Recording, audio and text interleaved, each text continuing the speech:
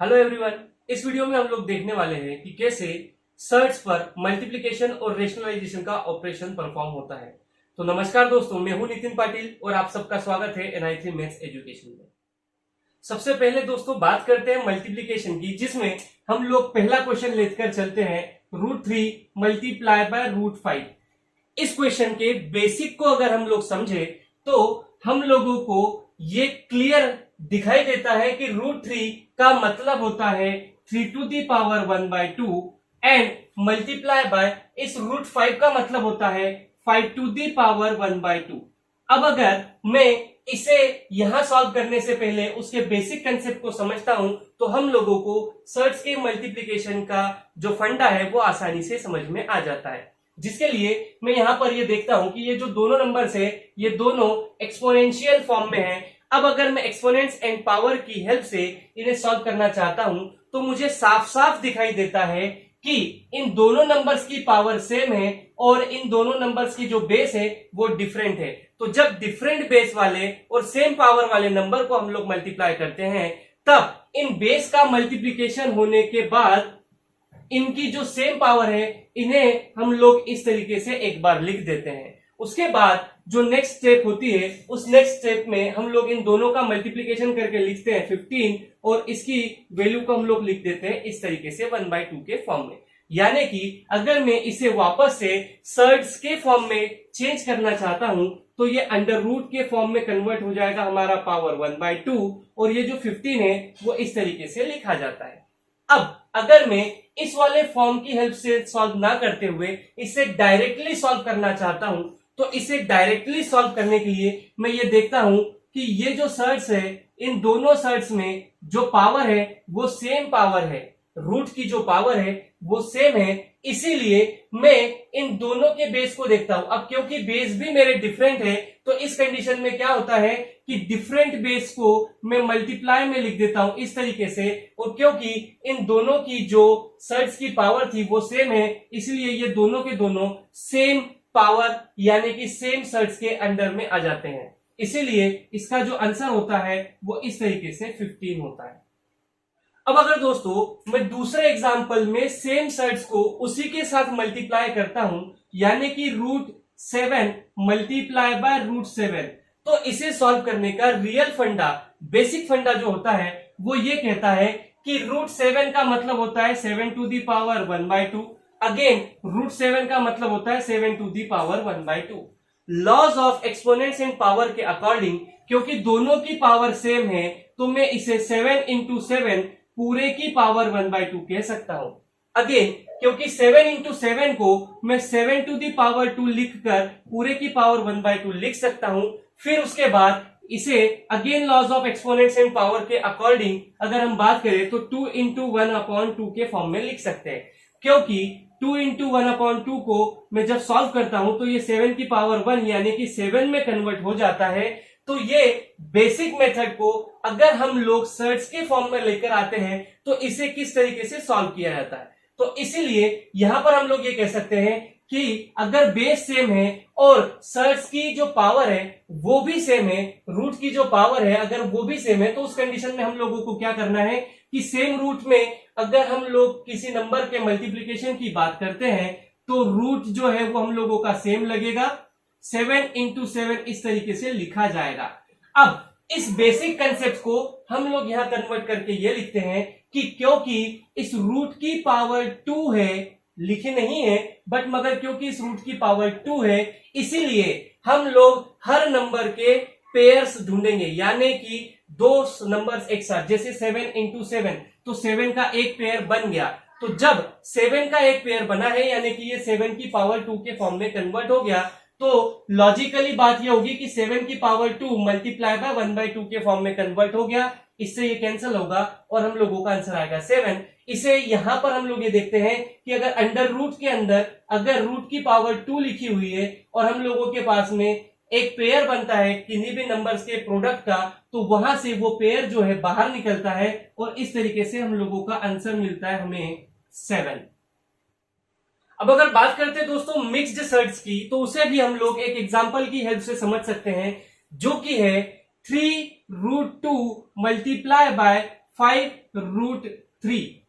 अब अगर मैं इसे बिना बेसिक के सॉल्व करना चाहता हूं तो इसका जो रूल कहता है वो ये कि जो सर्च वाले पोर्शन है उसके साथ में जो नंबर्स लिखे हुए हैं सबसे पहले हम लोग इन प्योर नंबर्स का मल्टीप्लीकेशन करेंगे, यानी कि 3 5 ये हो जाएगा हम लोगों का 15 मल्टीप्लाई बाय, अब क्योंकि ये जो दोनों सर्च है इन दोनों सर्च में ये जो रूट की पावर है वो सेम है, इसीलिए ये जो दोनों बेस वाले नंबर है वो सेम रूट के अंदर लिखे जाएंगे और ये इस तरीके से यहां पर लिखा सकते हैं। इसके बाद हम लोग देख सकते हैं कि 15 और यहां पर रूट के अंदर क्योंकि कोई भी पेयर नहीं बन रहा है, ना तो 2 का ना तो 3 का, इसीलिए ये लास्ट में इस तरीके से लिखा जाएगा और ये होगा हम लोगों का फाइनल आंसर।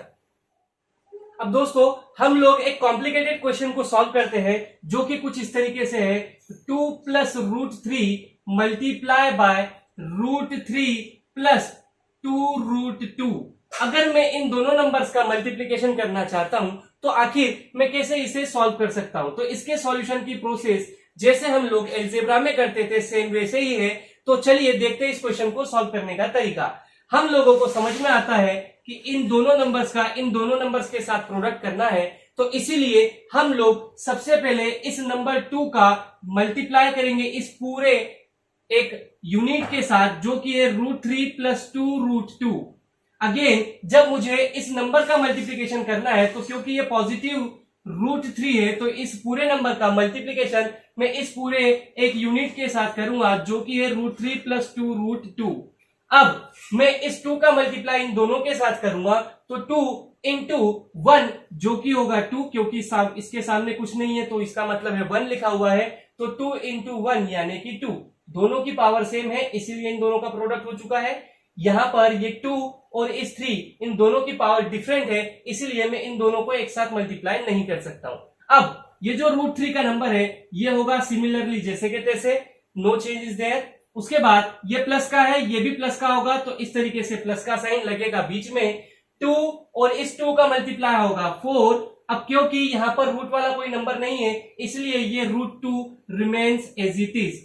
आगे की बात करते हैं तो ये प्लस का साइन, ये भी प्लस का साइन, तो plus plus answer will be of positive sign, तो इस तरीके से प्लस का साइन लगाएंगे।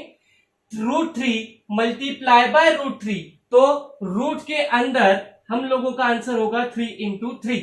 सिमिलर नंबर से यानी कि इन दोनों की जो रूट की पावर है वो सेम है इसलिए मैंने उन्हें सेम रूट के पावर वाले टर्म्स के बीच में लिखा हुआ है। अगेन ये प्लस और ये भी प्लस तो आंसर होगा प्लस का, इसीलिए ये इसके साथ में कोई भी कोफिशिएंट नहीं है इसलिए मैं इसे 1 लेकर चलता हूं, तो 1 × 2 होगा मेरा 2 और ये √3 मल्टीप्लाई बाय √2, तो रूट की पावर सेम है इसलिए सेम रूट के अंदर लिखे जाएंगे 3 × 2। तो इस तरीके से हम लोग इसे लिख सकते हैं। अब अगले स्टेप में ये पोर्शन जो होगा वो सिमिलर जैसे के तैसे लिखा जाएगा, प्लस ये पोर्शन भी सिमिलर जैसे के तैसे लिखा जाएगा। अब अगर मैं यहां पर बात करता हूं तो इन दोनों की जो वैल्यू है वो प्रोडक्ट होकर 3 की पावर 2 हो जाएगा और ये 1/2 के फॉर्म में लिखा हुआ है, रूट मीन्स 1/2। तो जैसे हम लोगों ने पिछले क्वेश्चन में देखा था ये पेयर बाहर निकलेगा तो एक बार हम लोग इस 3 को बाहर लिख सकते हैं अंडर रूट के बाहर, और यहां पर हम लोगों के पास का जो अंडर रूट है वो पूरी तरीके से हट जाता है।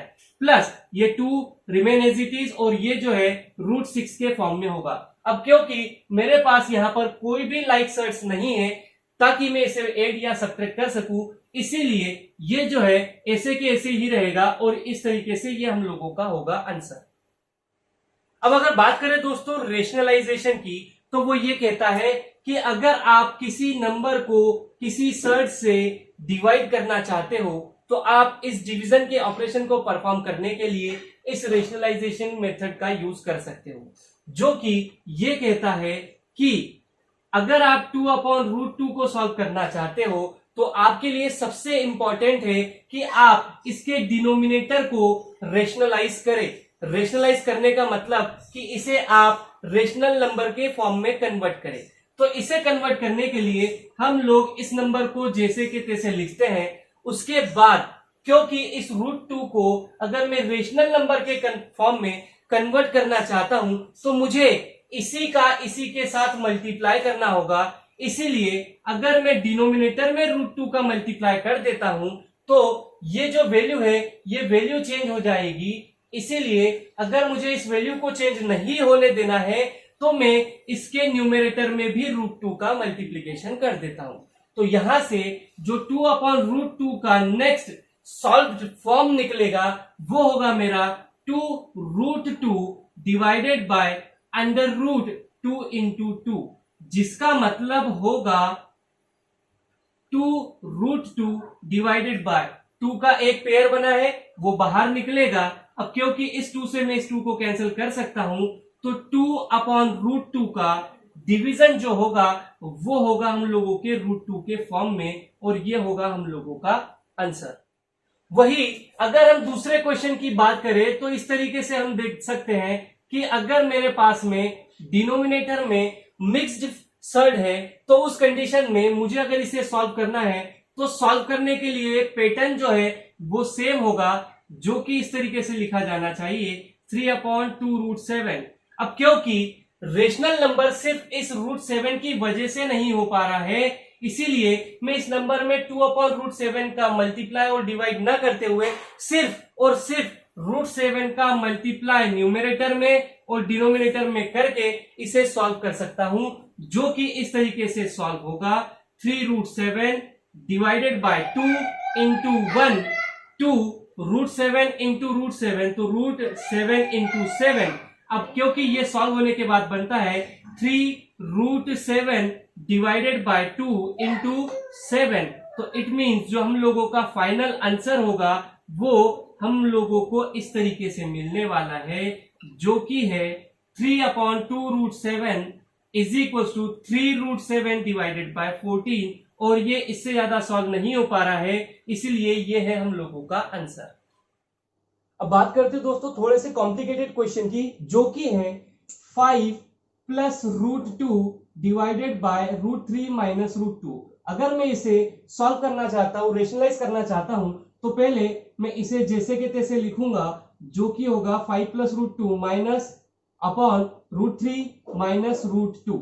अब जब मुझे इसे रेशनलाइज करना है तो इसे रेशनलाइज करने के लिए जो हम लोग पैटर्न यूज करना चाहते हैं उस पैटर्न को अगर हम लोग रफली देखते हैं तो वो ये कहना चाहता है कि अगर आप किसी डिनोमिनेटर को रेशनल नंबर में कन्वर्ट करना चाहते हो तो ये डिनोमिनेटर में हम लोगों के पास में दो नंबर्स ऐसे हैं जो रूट के फॉर्म में है।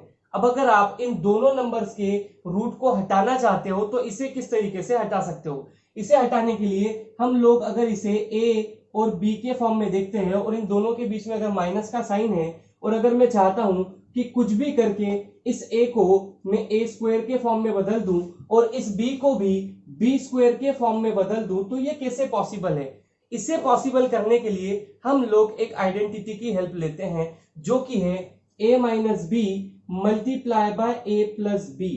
यानी कि अगर मैं इस √3 माइनस √2 में किसी भी एक का साइन चेंज कर दूं तो यहां पर हम लोग देख सकते हैं कि अगर मैं इस √2 के माइनस साइन को अगर प्लस का √2 लिखकर उसके साथ इसी के साथ पूरे के साथ मल्टीप्लाई कर देता हूं तो वो a² माइनस b² के फॉर्म में कन्वर्ट हो जाएगी। इसीलिए जब मैं इसे रेशनलाइज करना चाहता हूं तब उस कंडीशन में इसी का मल्टीप्लाई √3 प्लस √2 के साथ करता हूं। अब क्योंकि डिनोमिनेटर में मल्टीप्लाई किया है तो मुझे न्यूमरेटर में भी मल्टीप्लाई करना होगा, इसीलिए मैं इसी टर्म का मल्टीप्लिकेशन न्यूमरेटर में भी कर देता हूं। अब जब मैं इसे आगे की तरफ सॉल्व करता हूं तो क्योंकि इस 5 का मल्टीप्लिकेशन मुझे इन दोनों टर्म्स के साथ करना है तो इस तरीके से इसका मल्टीप्लिकेशन होगा 5 इंटू √3 दैट इज 5√3। 5 प्लस का है, ये भी प्लस का है, तो प्लस प्लस तो पॉजिटिव का आंसर आएगा 5 इंटू √2, तो जो आंसर होगा वो होगा 5√2।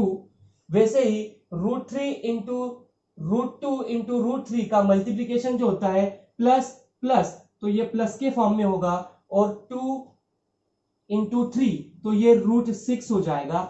सिमिलरली प्लस और ये भी प्लस का है तो आंसर जो है पॉजिटिव का आएगा √2 इंटू √2, तो √2 इंटू 2 इस फॉर्म में हम इसे लिख सकते हैं, डिवाइडेड बाय। अब क्योंकि ये a minus B a plus B के फॉर्म में है इसीलिए मैं इसे इस आइडेंटिटी की हेल्प से a² माइनस b² के फॉर्म में लिख सकता हूं, इसीलिए जो आंसर होगा मेरा वो इस तरीके से हम लोग इसे कर सकते हैं। आगे अगर चलते हैं तो ये 5√3 will remain as it is plus 5√2 remain as it is plus ये √6 भी जैसे के तैसे ही होगा, बट ये जो √2 इंटू 2 है, यहां से 2 का एक पेयर बाहर निकल रहा है, इसीलिए मैं यहां से एक 2 को बाहर निकाल सकता हूं। और इस पूरे के डिवाइड में 3 का स्क्वायर, √3 का स्क्वायर यानी √3 इंटू √3, तो वो जो होगा वो 3 हो जाएगा। यहां पर आप ये बोल सकते हो कि ये कट गया, कटने का रीजन ये है, इस 2 से आप इस रूट को काट सकते हो, और वो रीजन ये है कि √3 मल्टीप्लाई बाय √3 लिखा गया है, इसीलिए आप इसे √3 इंटू 3 के फॉर्म में कन्वर्ट करके 3 लिख सकते हो। आपने √3 के होल स्क्वायर को यहां से काटकर भी 3 लिख सकते हो, बट ये जो तरीका होता है ये तब सॉल्व किया जाता है जब आपका पूरा बेसिक नॉलेज कंफर्म पक्का हो चुका होता है। तो इसीलिए मैं यहां पर इसे इस तरीके से लिख सकता हूं, माइनस √2 का स्क्वायर, तो मैं इसे सीधे सीधे 2 कह सकता हूं। तो इसीलिए यहां पर जो आंसर होगा, इसमें देखिए हमारे पास कोई भी लाइक टर्म नहीं है। अब क्योंकि यहां पर कोई भी टर्म लाइक टर्म्स के फॉर्म में नहीं है, इसीलिए ये तो जैसे के तैसे रहेंगे। तो मैं इसे जिस तरीके से लिखा हुआ है उसी तरीके से लिख देता हूं, divided by 3 minus 2 that is 1। तो इस तरीके से हम लोगों का जो आंसर है 5 प्लस √2 अपॉन √3 माइनस √2 का, वो है ये सामने लिखा हुआ। दोस्तों उम्मीद करता हूं आप लोगों को सर्ट्स का मल्टीप्लिकेशन और रेशनलाइजेशन अच्छे से समझ में आ गया होगा। तो चलिए मिलते हैं नेक्स्ट वीडियो में, तब तक के लिए नमस्कार।